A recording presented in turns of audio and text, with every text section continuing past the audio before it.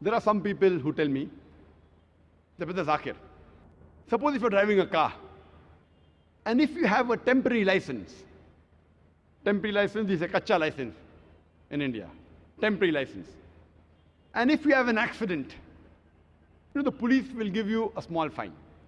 If you have a permanent license, and if you have an accident, the police will give you a bigger fine. Therefore, if we don't read the Quran, and if we don't understand the Quran, and if we make any sin, God will punish you less. If you understand the Quran, and then if you commit a sin, then God will give you double punishment. Very good logic. So why don't you understand the Quran? Behave like a person who have a temporary license and enjoy life. Less punishment. I told this brother, for sake of argument, I agree with you, that a person who has a temporary license, a person who has a kacha license, if he has an accident, maybe the police will fine him with 1,000 rupees or $1,000.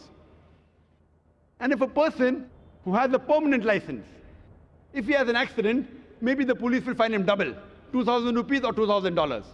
Okay, I agree with you. But the point to be noted is that if a person who has a permanent license, in 1 year the chances he'll have an accident is maybe 1.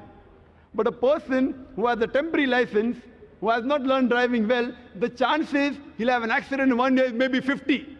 So at the end of the year, the person who has permanent license pays a fine of 1,000 rupees or $1,000. And a person who has a temporary license, he pays a fine of $50,000. A person who has a temporary license pays $1,000.